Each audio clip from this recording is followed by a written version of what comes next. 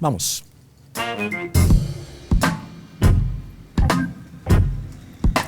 Muy buenas tardes a las personas que nos acompañan hoy en las Market Sessions del BAM 2025, encuentros entre profesionales de alto nivel en formato podcast grabado en vivo.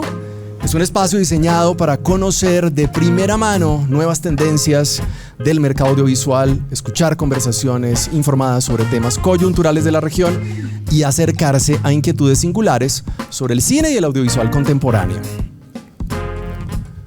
Nosotros somos gente que hace cine, ahorita chiste interno, creo que va a ser gente que hace cine y audiovisual y un podcast que nace en 2018 y nació acá en el BAM precisamente. Estábamos por ahí charlando y decimos, oiga, ¿y qué pasa si hacemos un podcast? Hay mucha cosa que no se está grabando y chévere después poder compartirlo, y ahí nació Gente que hace cine. Nacimos como un podcast, poco a poco nos hemos convertido en un medio no solo para la conversación sobre el cine y el audiovisual, sino para la memoria de las voces de quienes crean historias. Y también nos hemos convertido, creemos, en un catálogo de charlas valiosas para que otras y otros puedan hacer cine y audiovisual como más nos gusta, que es conversando. Este contenido lleva a vos gracias al BAM, a su equipo curatorial que organiza los temas y los invitados de cada una de estas conversaciones, pero también gracias al apoyo de empresas muy bacanas que colaboran con la producción de este espacio y que quieren que estas conversaciones lleguen a vos para que aprendamos juntos. Emotion es una empresa de distribución de contenidos ubicada en Medellín. Acompaña esta charla desde su línea de conexiones, reafirmando su compromiso con el posicionamiento internacional de contenidos colombianos y su constante actualización en las dinámicas de industria y mercado. Los encuentran, por ahí les dimos algunas tarjetas, emotion.com.co. ¿Tienes una historia con potencial y no sabes cómo llevarla al mercado audiovisual? En Panda Scout, por ahí está el QR.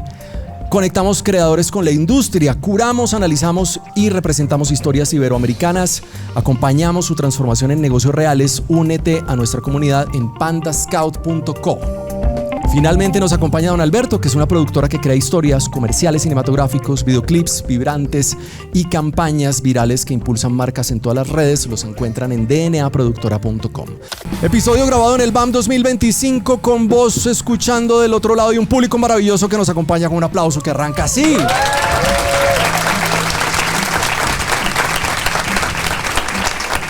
Colombia, fuente de grandes historias. Hoy las plataformas creen en el talento y las historias colombianas y han consolidado al país no solo como un escenario apropiado para producciones extranjeras, sino para el desarrollo de contenidos propios con un enorme impacto a nivel local y regional.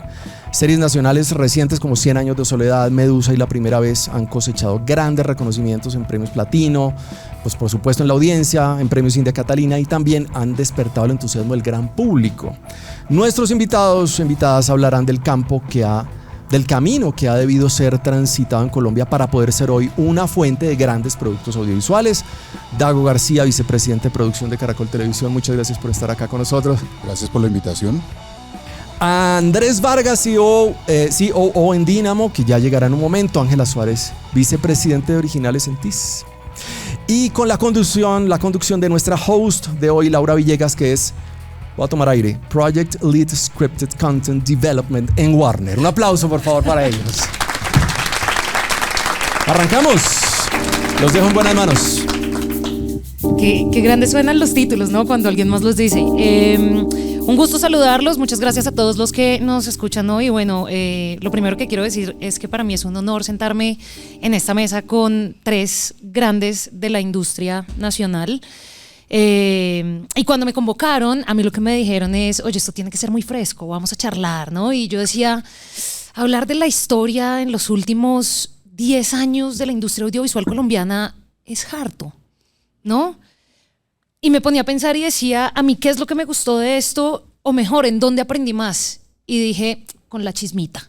No, yo quiero chisme, porque cuando me decían ¿cómo hicieron esa toma? ¿Cómo pasó eso? ¿Cómo pasó lo otro? Yo decía, claro, aquí estoy aprendiendo más que el que me dice tienes que entender la ley de cine, ¿no? Entonces, la invitación que quiero hacer para esta mesa y para ustedes dos es hablemos desde las historias, porque a la final eso es lo que hacemos, ¿no? Entonces, contemos las anécdotas y a través de las anécdotas contemos ese avance, ¿no? Que ha tenido nuestra industria en los últimos 10 años, y para poder darle inicio también a esta conversación, yo lo primero que les quiero preguntar es por los proyectos más retadores que han tenido que hacer, pero en comparativa, ¿no? Como, hace 10 años esto fue difícil por esto y hoy ya no es difícil.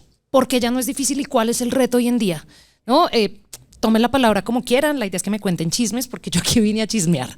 ¿Listo? Entonces, no sé, si quieres, Ángela, comenzamos. Yo no sé si algo le ha parecido difícil en la vida, yo creo que no. Entonces hablemos de retos, porque difícil, bueno, yo creo que para nosotros siempre todo. Lo bueno de estar aquí en esta mesa, Tis Studios, Caracol y Dynamo, es que yo creo que los tres representamos la industria un poco, no representamos empresas, y de alguna manera hemos visto cómo ha crecido literal, sobre todo Dago y yo, que somos más grandes que Andrés, cómo hemos visto crecer una industria. Cuando tú dices de 10, 15 años acá, cómo hemos cambiado y cómo hemos evolucionado, yo diría que mucho, pero recogiendo aprendizajes. Y yo traería de Tis Studios 2 ejemplos. Hace 15 años, gracias a atendiendo tu solicitud de chismes. Sí, por favor. Gracias a la huelga de productores en Hollywood, en ese momento en Fox Telecolombia acogimos una serie gringa. Fue la primera serie anglo que hicimos en Colombia. Okay. Mental.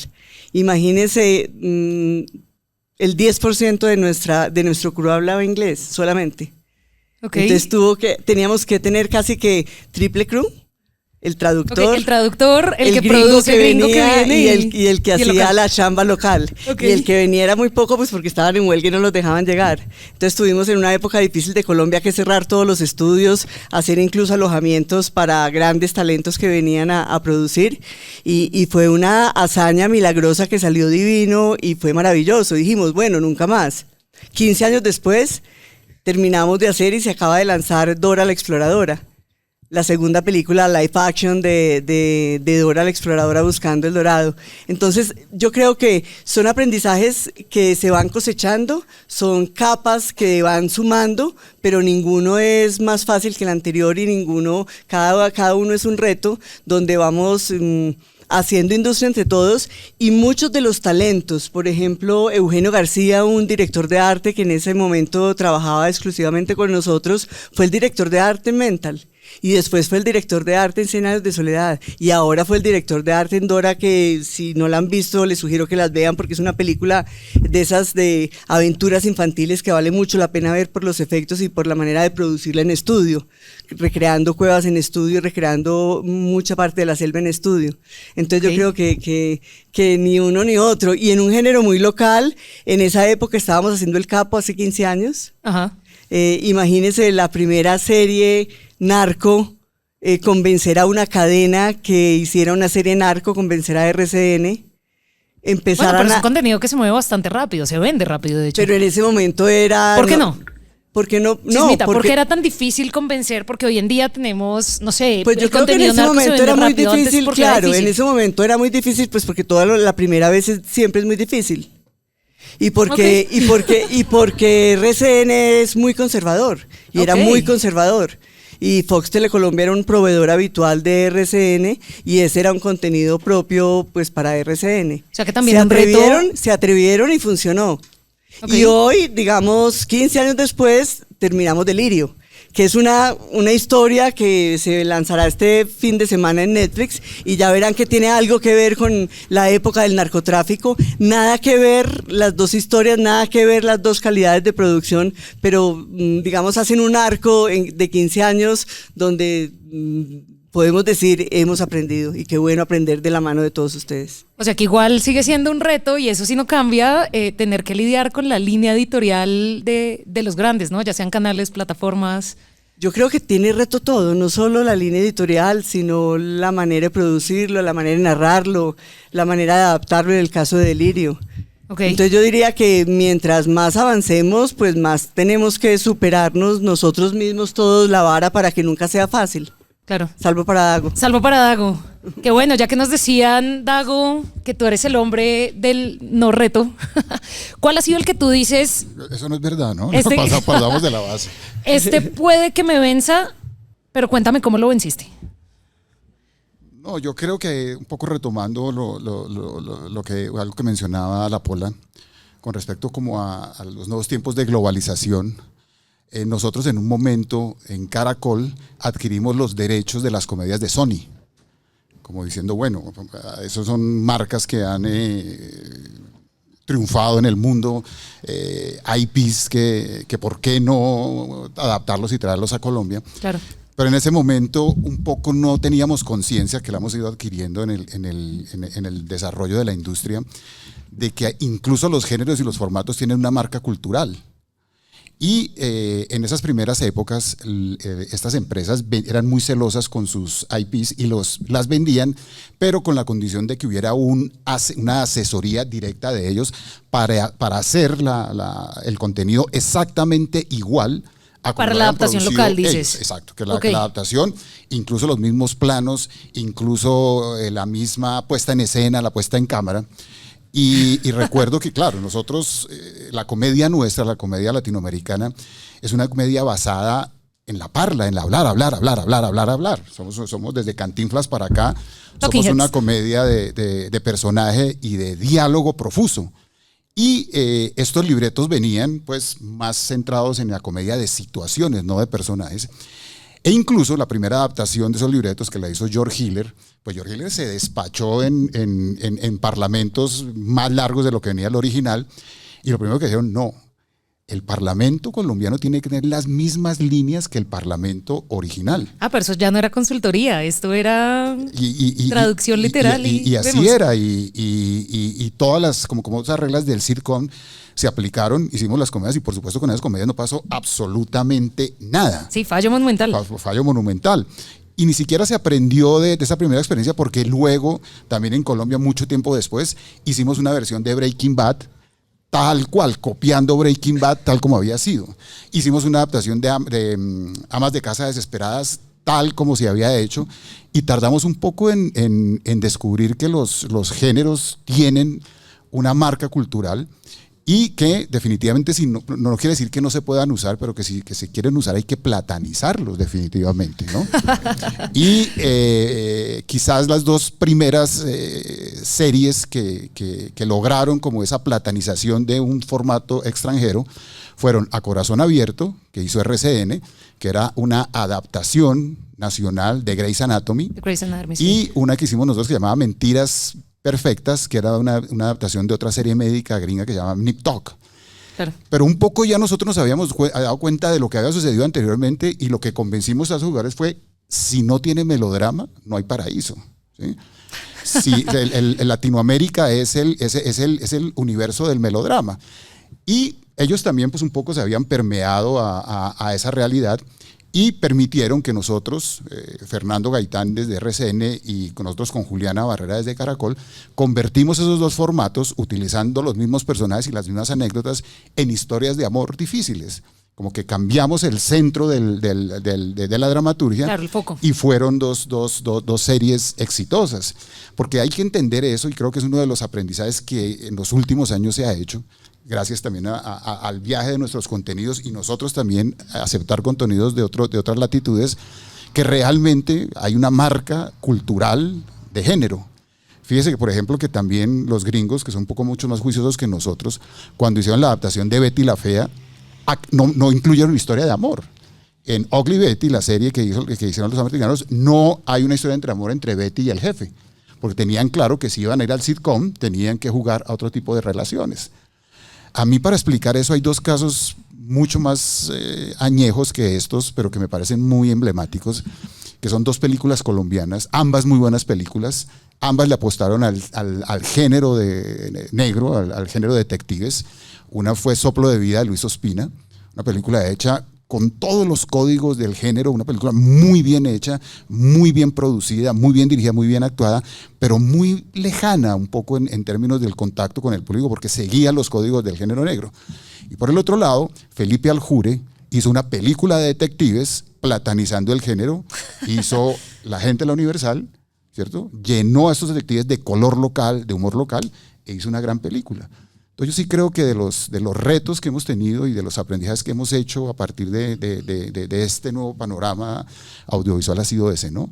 Entender que hay otras marcas culturales que no son necesariamente la historia ni los personajes, sino también las matrices narrativas, los géneros y los formatos. Tú hablas de algo que para mí es muy llamativo porque, bueno, creo que nadie tiene aquí la clave para el éxito, pero hay ciertas cosas que cuando están presentes en una historia empieza a adquirir otro tinte que las diferencia bastante de las demás historias. Y tú hablabas de cuál es el elemento para que localmente funcione, pero ustedes tres, si los juntamos, seguramente encontramos una receta interesante y es cómo esto que tiene tanto de lo nuestro viaja. Y esto es algo un poco que también pedimos mucho en las plataformas y es, bueno, queremos una historia que tenga travelability. Ya los gringos le inventaron el término y es, bueno, va a performar bien a nivel local, pero cuando viaja y viaja bien, ¿no? Yo creo que el gran fenómeno, por ejemplo, Squid Game fue una gran serie que tuvo un travelability que nadie se esperaba, ¿no?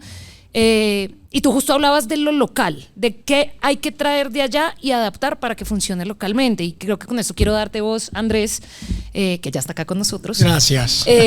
Para preguntarte qué tiene que tener una historia local, colombiana, para que viaje hacia otros territorios. Bueno, no, primero, buenas tardes a todos. Una disculpa mi demora aquí al panel. Bueno, yo creo que hay ejemplos claramente que se han dado hoy en día de que un contenido local viaje y todos conocemos los ejemplos más comunes como es La Casa de Papel o como es Squid Game, pero un ejemplo que nosotros tuvimos fue el robo del siglo.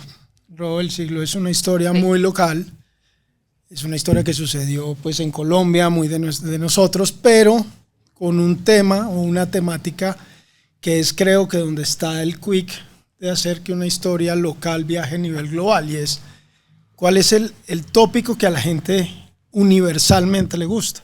Entonces los heists o los robos son algo que es universal, por eso a todo el mundo le atrae ver el heist, no importa dónde haya pasado, el heist es algo que siempre llama la atención y más si el heist es de gente común y corriente, no el heist de los famosos ladrones que se inventa de pronto hay veces Hollywood, sino el universo de un robo del siglo son personas del común que decidieron hacer un robo y genera todo este drama y todo lo que pasa y cómo se vuelven inclusive héroes, en fin, que es lo mismo que pasa con La Casa de Papel.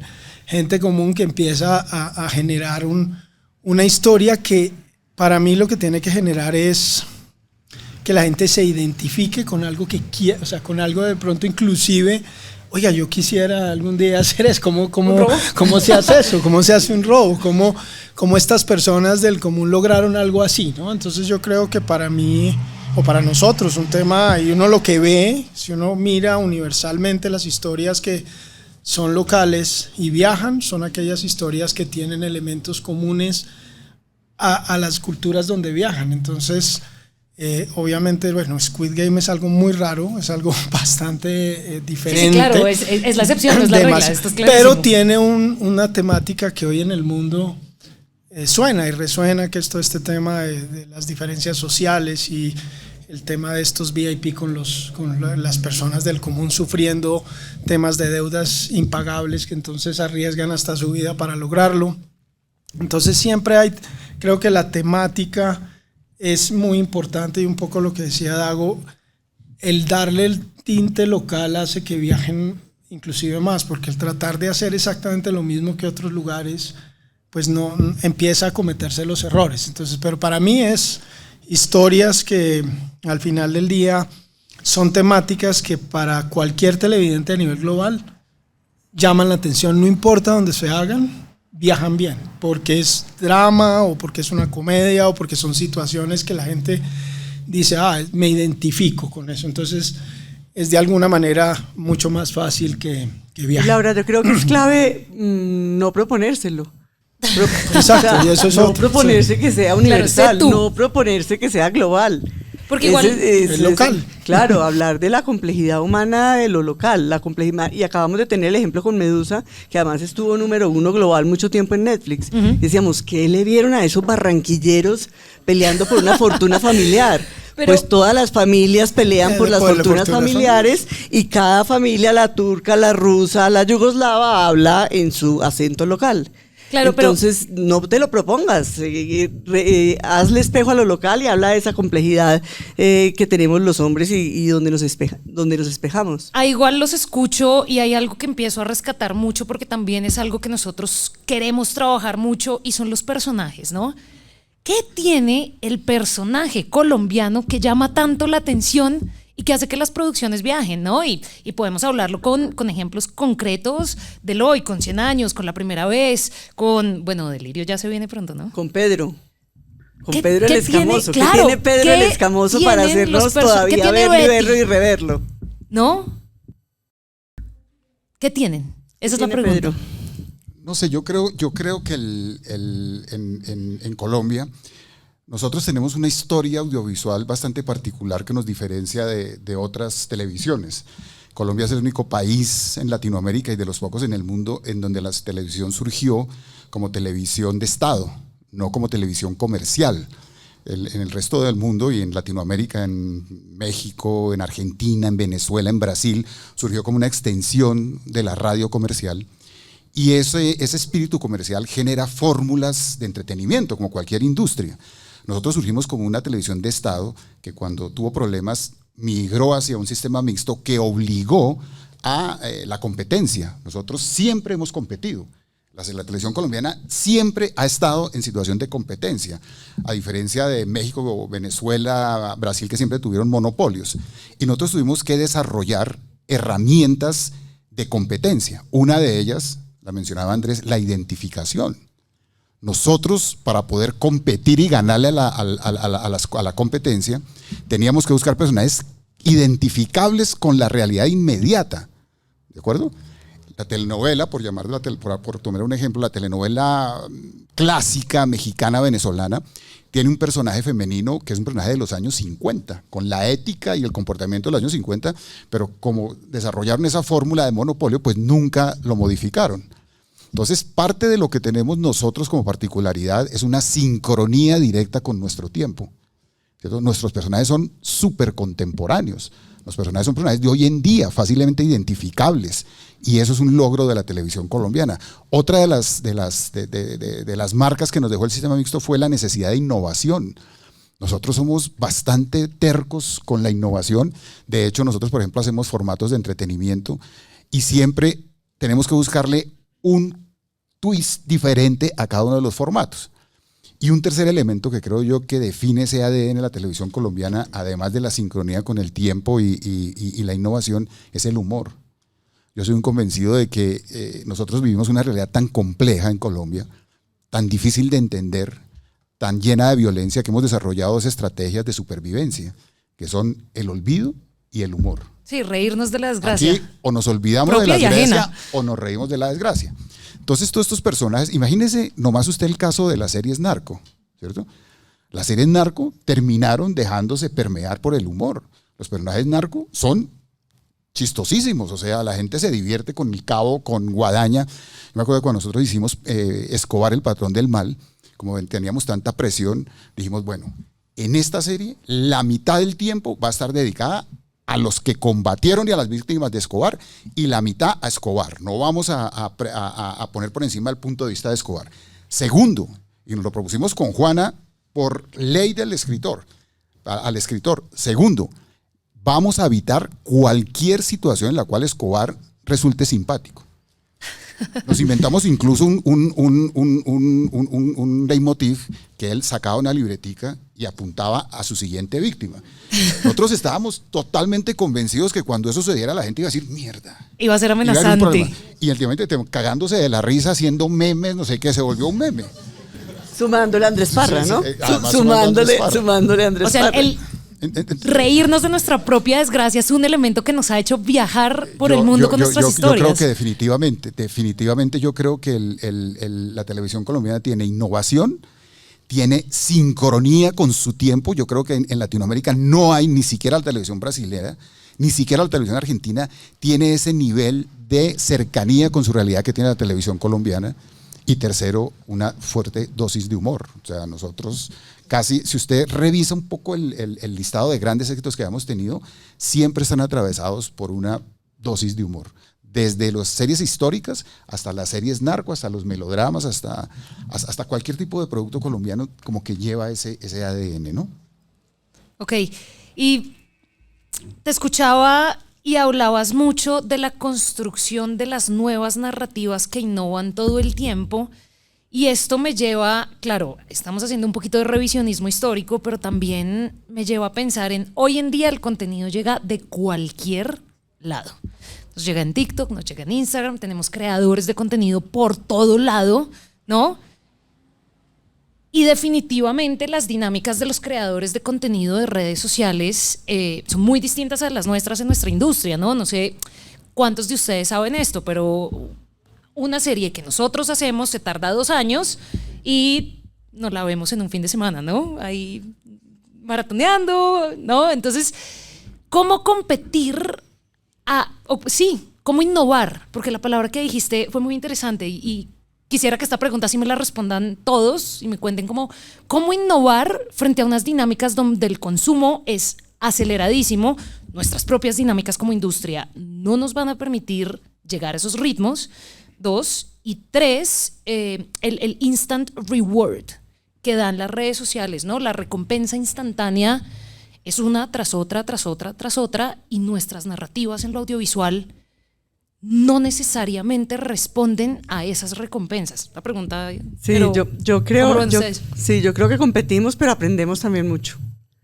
Entonces en esa competencia hay un aprendizaje porque en el caso nuestro yo creo que lo compartimos, no nos queremos salir de nuestros formatos, lo que queremos es alimentar nuestros formatos. No me lo digas, vengo peleando formatos cortos desde hace rato. No nos queremos, o sea, no quiere decir no abrir la puerta a nuevos formatos, de la misma manera como le fuimos abriendo la puerta a varios géneros, a varias duraciones y a varios formatos, pero nunca abandonamos, por ejemplo, la telenovela. Para todos aquellos que se burlan de nosotros porque somos telenoveleros, lo decimos con orgullo y gracias a Dios de ahí venimos y ahí nos quedamos. Entonces es ir alimentando, ir haciendo una apuesta al género y un aporte al género desde el hábito de consumo, desde la rapidez, sin caer incluso en la tentación de la ligereza y de la superficialidad efímera. Entonces, sí formatos cortos, sí consumos inmediatos, sí tratar de analizar eso que tanto dicen los algoritmos, que si a los 12 segundos no te enganchaste te vas a hacer zapping, no, pues entonces una historia potente, primero que todo siempre la historia detrás, una gran historia para contar, unos personajes con todos los elementos que hemos dicho, unos personajes que representen, unos personajes que jalen la historia y unos personajes que nos hagan viajar con ellos a través de toda la historia para que los persigamos. Y si yo quiero perseguir un personaje, pues lo persigo al costo que sea. No importa que esté rodeado de muchas voces que me digan corto ya, cómo, muéstrame lo que sea payaso, que no importa, que llame la atención, que sea sensacionalista. Entonces el reto es grande, pero el aprendizaje también, para aportarle a estos múltiples géneros que hemos venido trabajando y que seguiremos trabajando infinitamente, diría yo. De acuerdo, yo siento que al final del día hoy estás compitiendo por tiempo en pantalla. Y sí. Cuánto capturas de las audiencias y pues al final del día todo es contenido. Esa es la clave del tema, porque no importa si es un contenido corto, si es TikTok, si es YouTube, si es el que sea que estemos en, o es un Netflix o es un Amazon, al final tú estás compitiendo es por ese tiempo del usuario en pantalla, pero eso también depende de qué contenido tú estés creando y generando. Hoy en día también se está probando que los contenidos cortos también empieza la gente a ser más exigentes con los contenidos cortos. Entonces claro, empieza a exigir que los creadores que hoy existen empiecen también a pensar en cómo mejoran su contenido. Entonces yo creo que definitivamente es un tema de cómo nos adaptamos, porque pues es la nueva realidad. No vamos a competir. Yo tengo hijas de 3, de 14 y 16 años y hago series y para que vean, no, pero series, sí, mira, un ejemplo muy interesante fue lo que hizo MrBeast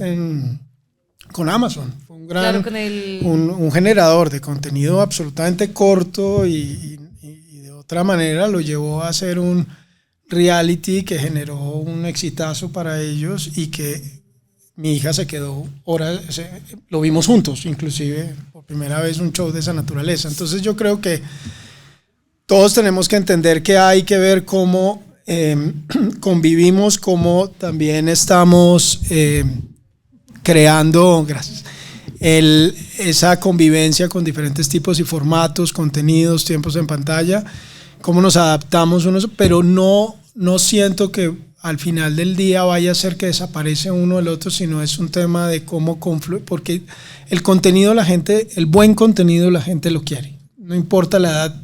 Tú quieres ver una buena película, tú quieres ver una buena serie o una novela, así como también hay veces te pasas viendo contenido corto, también pasa. Entonces ahí está, es como entendemos cómo esa universo de millones de contenidos que hay hoy, también cómo hay que ver qué va pasando. Mira que ya un Netflix está pensando en cómo empezar, está viendo ya el contenido corto, está viendo ya formatos cortos. Entonces, sí, bueno, hasta tienen videojuegos. Exacto. Y... Entonces, si uno ya, es algo que llegó para quedarse. No podemos, es algo nuevo, es algo como ha pasado en toda la historia, siempre hay transformaciones, hay momentos nuevos, ni decírselo con lo que viene con la inteligencia artificial. Entonces, a convivir pues, con otros. Vamos a convivir y hay que también ser más creativos desde el contenido para capturar la atención de aquellos usuarios que hay veces están ahí mucho tiempo, pero que necesitan buen contenido de otra naturaleza que también los distrae. Entonces, Laura, hablando de esas audiencias, yo creo que nadie mejor que Diago para que nos confirme. Yo diría que lo que sentimos, lo que vemos en la primera vez, no lo podemos ver en un contenido corto. Sí. Lo que transmite. Respuesta corta, Lo sí. que transmite. Entonces es convivencia. De formatos, sí, por supuesto, son formatos y son géneros, pero yo por favor. estoy de acuerdo con Andrés y con la Pola y digamos que... ¿Tú no estás de acuerdo? Que estoy de acuerdo. Ah, ok.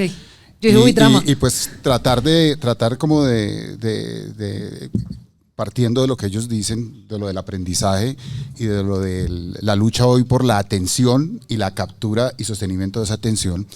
Yo sí creo que hay una cosa que está sucediendo y que tenemos que empezar a asumir, por lo menos los que nos encargamos de ese contenido, que todavía queremos apostarle al contenido de una duración más larga que este contenido frenético de las mini novelas de 1 minuto capítulo.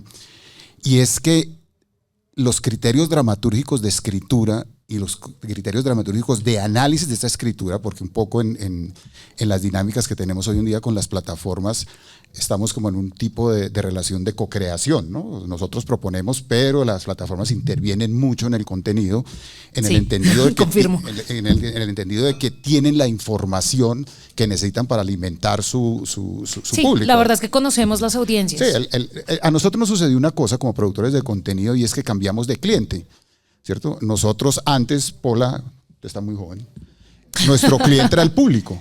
Y nosotros cuando íbamos a hacer una novela o algo pensamos, ¿esto le va a gustar al público?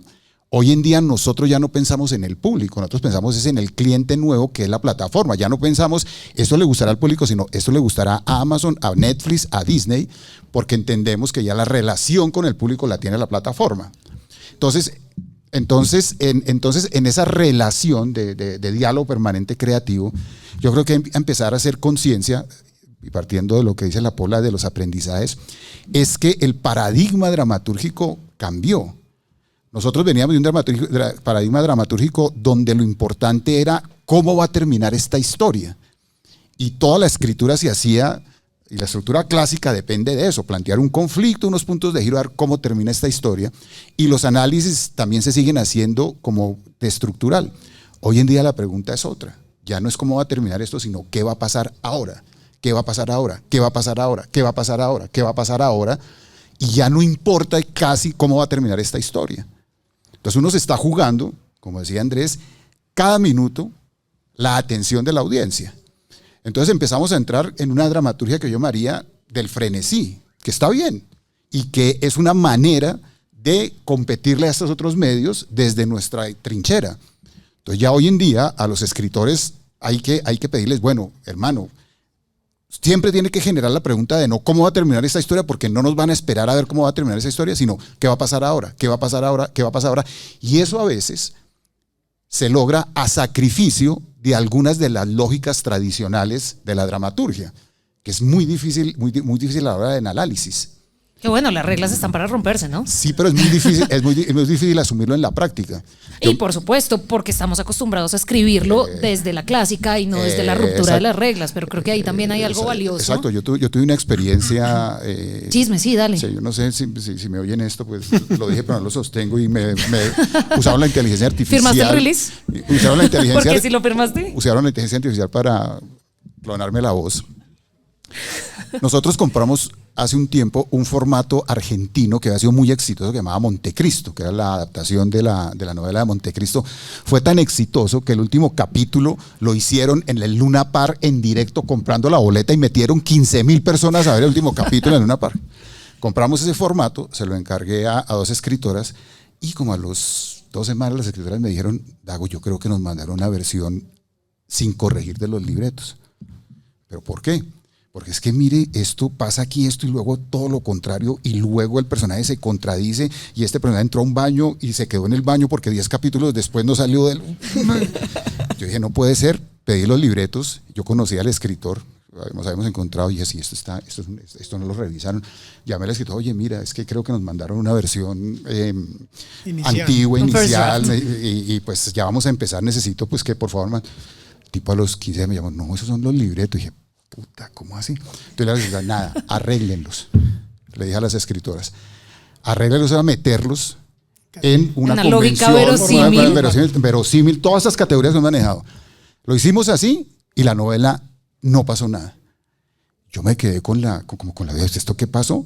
Pedí los capítulos originales, los confronté con los libretos y estaban así. O sea, tal cual el libreto. Tal el libreto, y era algo que no se tenía por la lógica, pero era una cosa que no podías dejar de ver. Porque todo el tiempo estaba pasando algo, todo el tiempo estaba. ¿Y tú crees que uno en ese frenesí se devolvía a pensar: es que esto tiene problemas de lógica? Ninguno. Tú estás entretenido. De continuidad, exacto, nada. Claro. Es como el circo, ¿cierto? En el circo, ¿qué lógica tiene que primero vean los payasos, luego los trapecistas y luego los lanzadores de cuchillos? La única lógica es la lógica de la emoción. Y en la lógica de la emoción, a veces es necesario sacrificar, y la audiencia está dispuesta a sacrificar lógica por emoción. Por emoción. Y eso tenemos que empezar a asumirlo como una lógica de dramaturgia y sobre todo como una lógica de análisis. Porque en ese sentido, estos medios cortos sí nos llevan una ventaja, porque los medios cortos, como tienen tan poco tiempo... Te está respondiendo constantemente a la pregunta: ¿y ahora qué pasa? ¿Ahora qué pasa? Mira, pasa esto, pum, pasa esto, pum, pasa esto. Exactamente. Escuchándolos, y vamos con ejemplos. El reto, el qué les han dicho, me respondieron esto, lo otro. Primero, ustedes, ¿cómo identifican una gran historia que tú dices: no puedo dejar pasar esto en Dynamo, no puedo dejar pasar esto en Disney, no puedo dejar pasar esto en Caracol? ¿No? ¿Cómo identifican una buena historia? Y luego de que la identifican, creo que todos acá sabemos que las historias llegan en potencial de historia, ¿no? A uno nunca le llega un gran guión escrito magistralmente que tú dices: esto ya está para filmar. Entonces, ¿cómo hacen para transmitirle ese potencial a una gran plataforma que de este lado, y lo puedo decir, somos bien exigentes con ese primer contenido? Entonces son 2 preguntas, pero vamos charlando al respecto y con chismitas si es posible. Sí, yo creo que el padecimiento de recibir buenas historias, pero en épocas muy prematuras, en etapas muy primigenias, sin desarrollar, lo sufrimos todos. Sí. Pero tratamos de trabajarlo en casa mucho antes de llegar a una plataforma. Nosotros somos, tal vez con Dynamo, un ejemplo distinto a Dago, porque él tiene ventana, nosotros no. Nosotros dependemos de otras ventanas. Claro. Y nosotros no necesariamente contamos las historias que nosotros queremos contar. Nosotros desafortunadamente tenemos que contar las historias que creemos que los clientes piden. Tratamos de convencerlos muchas veces, tenemos el ojo agudo sin saber qué tienen detrás de cámaras y qué tienen en desarrollo. Ojo agudo para ver qué oferta tienen, cómo podemos dentro de ese ADN ofrecerles algo adicional, algo que de pronto no tengan, con la mala suerte que lo pueden estar desarrollando, y bueno, ya tengo unas características, historia distinta, pero características similares no me interesa. Entonces lo primero sí es trabajarla mucho en casa y trabajarla internamente. Nosotros también trabajamos, y era una de las preguntas que hacías, cómo le colaboramos a los nuevos creadores con nuestra experiencia. Es tratar de no ir con una bolsa, en el caso nuestro, llena de productos, a tocar todas las puertas. Okay. O sea, yo sé que tú... Sí, claro, si tú quieres pizza, te doy pizza; si tú quieres hamburguesa, hamburguesa; y si tú quieres sushi, sushi. O hago una fusión interesante con tu sushi, con tu hamburguesa, pero después de esa fusión no me voy a barrer el mercado con ella. Entonces, digamos, la inversión de tiempo y de dinero es mucho más grande a la hora de acertar. Para personalizar la propuesta que recibe una plataforma. Exactamente, yo no puedo decir que tengo en este momento historias que me sirven exactamente para Netflix o para Amazon Colombia, no. O sea, tú sabes que esta le sirve al uno, esta le sirve al otro, esta y al no otro. puedo decir que le voy a ofrecer a Dago una historia que también voy a ir a ofrecerle a RCN, nada que ver, nada que ver. Digamos eso habla muy bien de usted, Paula. Pero ¿cómo encontramos las historias? Un poco tratando de ponernos... Tiene algo que ver con lo que decía Dago, que hoy no le hablamos al público como en la época de RCN, ahora Dago en Caracol directamente le entregábamos y teníamos unas maneras de conocer la audiencia bastante mejor que la que se tiene hoy, salvo las plataformas, pero esa información toda no la tenemos nosotros. Somos celositos con la información. Sí, lo que queremos es entender el brief de cada uno de ustedes, pero también entender al televidente de ustedes, porque nosotros también somos televidentes de ustedes. Y bueno, sí, somos creadores, pero también somos audiencia, ¿no? Claro, entonces también tenemos que ver por los ojos de ustedes y tratar de identificar con las bases típicas de una historia, sobre todo una historia que me conmueva, una historia que me genere curiosidad, una historia que me dispare preguntas. Y por supuesto los desarrollos tienen que ir apuntados hacia eso. Y lo que decía un poco antes, historias que me permitan seguir a alguien durante mucho tiempo en su viaje siniestro o en su viaje afortunado y maravilloso.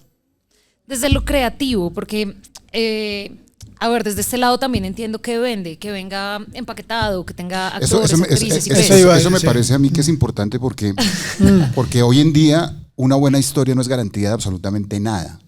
En términos de la relación que tenemos con las plataformas. Es una condición, pero no es suficiente.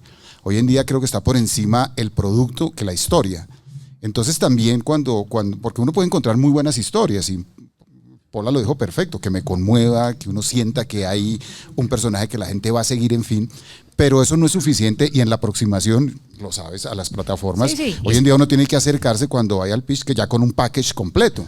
Es diferente si yo digo, esta historia es con Brad Pitt, así es con Julito Gutiérrez, o qué sé yo, o respaldados por un IP importante, ¿sí? 100 años de soledad, ya ahí tiene un camino recorrido, o qué sé yo, un podcast que haya sido exitoso. Entonces, hoy en día, cuando identificamos nosotros buenas historias, también tratamos de identificar qué potenciales tiene de convertirse en producto, qué potenciales tiene de llamarle la atención a un actor relevante para que nos acompañe en el pitch, ¿cierto?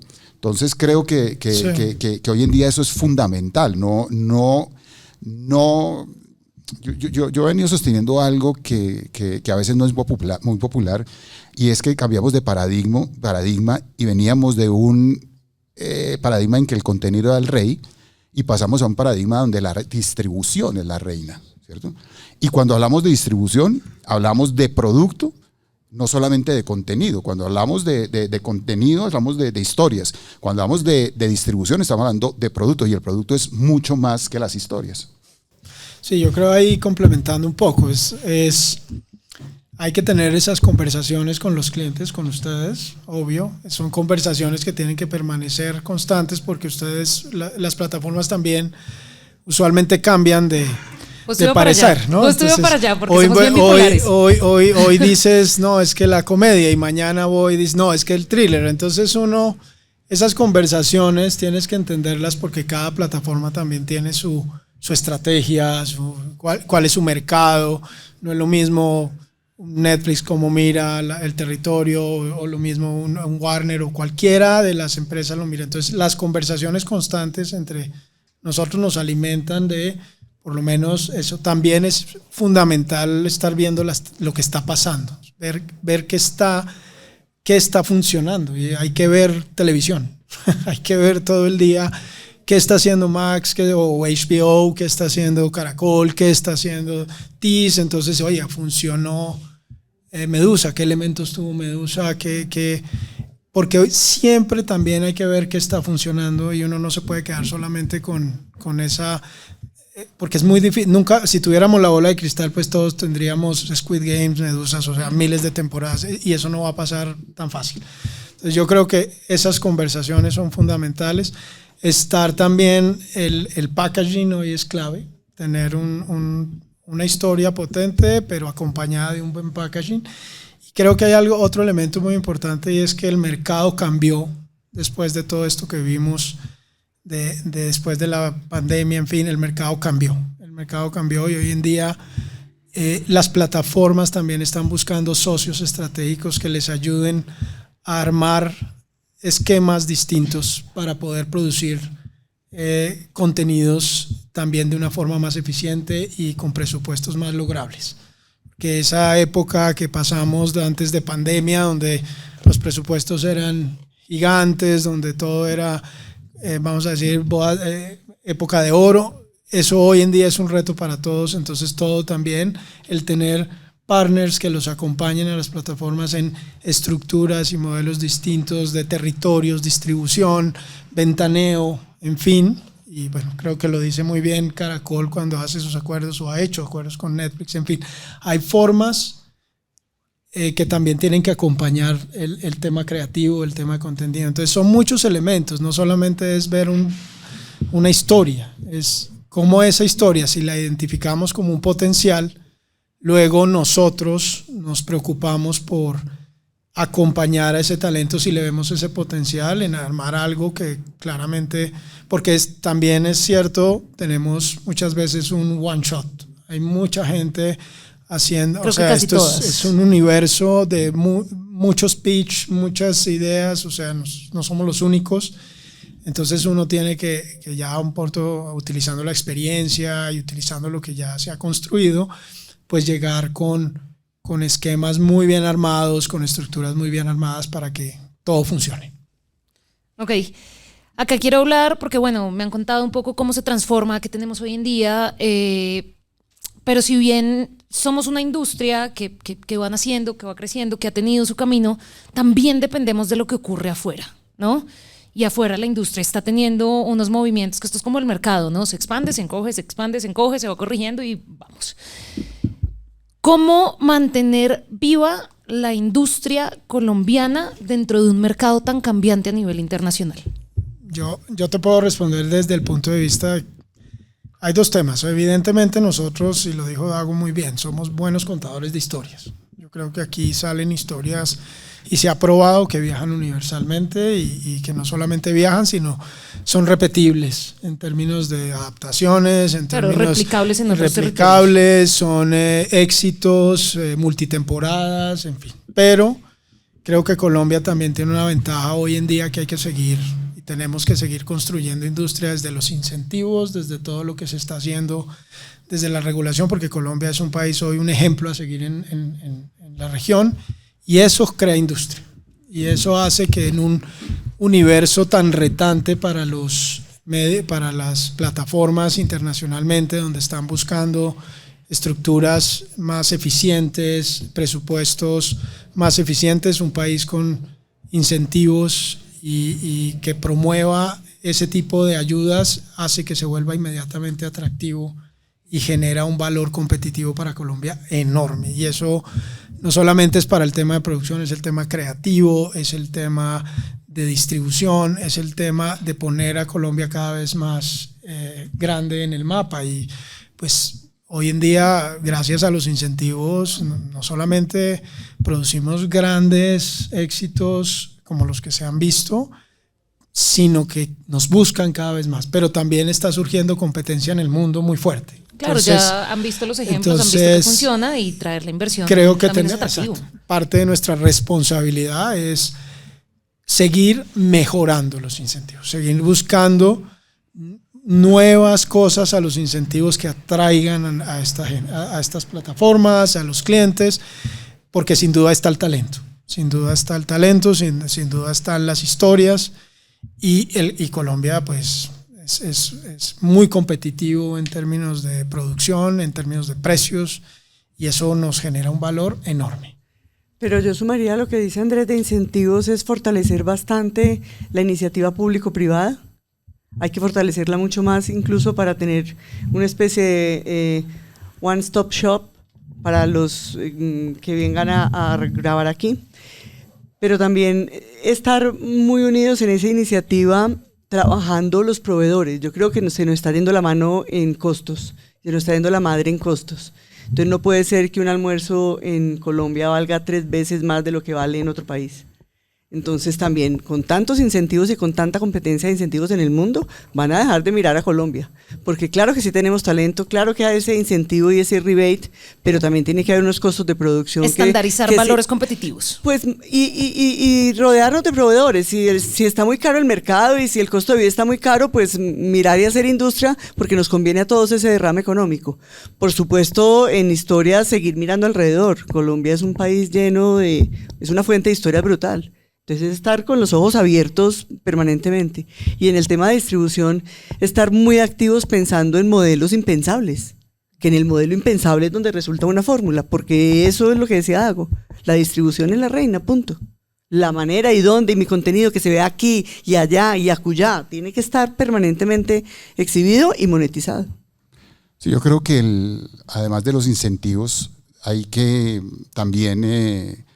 buscar modelos de negocio audaces y inesperados, un poco como dice la Pola, porque hoy en día existen tantas posibilidades, no solamente de incentivos, sino de asociarse con otras productoras. Ahorita está sucediendo algo que no sucedía antes, y es que las mismas productoras nos estamos asociando para hacer algún tipo de approach a las plataformas. Y existen tantas posibilidades de aproximación de modelos de negocio, el licenciamiento, el demand, la coproducción. Entonces yo creo que hay que finalmente hacer conciencia, creo yo que hoy en día se necesita más creatividad para montar el modelo de negocio que para escribir la historia, ¿no? Así y en ese sentido, la parte ejecutiva tiene que empezar a asumir que su rol no es solamente ejecutivo, sino creativo también. Inventar un buen negocio implica un altísimo nivel de creatividad, y la creatividad siempre consiste en buscar conexiones inesperadas. Y si uno, como decía la Pola, coge de aquí, coge de acá, arma este muñeco, y este muñeco da una posibilidad de rentabilidad, pues bienvenido sea, porque eso garantiza, como decías tú, que haya industria, que haya producción. Me voy despidiendo con esta última pregunta, que no quiero dejar de hacerla porque me parece que el input que nos pueden dar a todos es bien interesante, pero tiene que ser respuesta bien concreta. 10-15 segundos.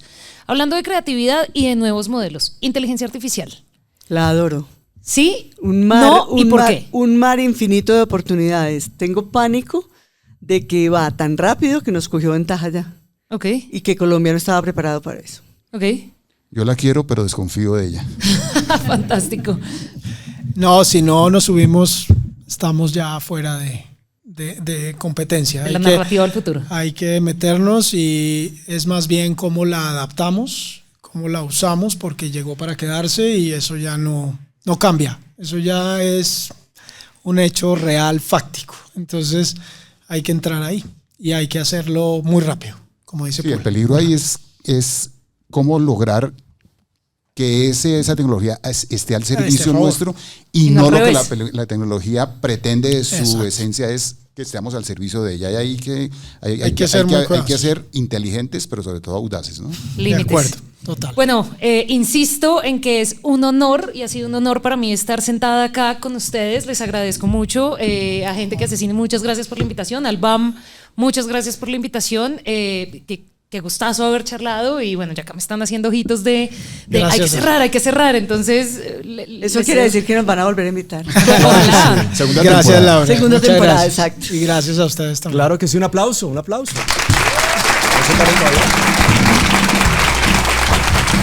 Y gracias a ustedes por esta conversación, al público presente, a vos que estás al otro lado de los audífonos. Gracias, por supuesto, a ProImágenes Colombia, al equipo del BAM que programó cada uno de estos invitados o invitadas, a Emotion. Por ahí está Lina de Emotion, sponsor de esta charla. Panda Scout, por ahí también está Diana Narváez y don Alberto, quienes con su patrocinio hacen posible que este contenido se produzca y llegue a vos. Recuerda que esta y las otras 8, vamos a grabar otras 8 Market Sessions. Puedes encontrarlas en todas las plataformas de podcast en unas semanitas, dennos tiempo. Simplemente nos buscas como Gente que Hace Cine, Nos encuentras también en la web como gentequehacecine.com. Ahora, si te quieres dar una pasada por los más de 230 episodios que tenemos, ya hay uno con Dago que hicimos buenísimo con Lucho, con directores, productores, sonistas, directores de arte, editores, guionistas y muchas más personas que hacen cine y audiovisual. Ahí te esperamos. Sigámonos encontrando. Chao, chao. Gracias. Gracias.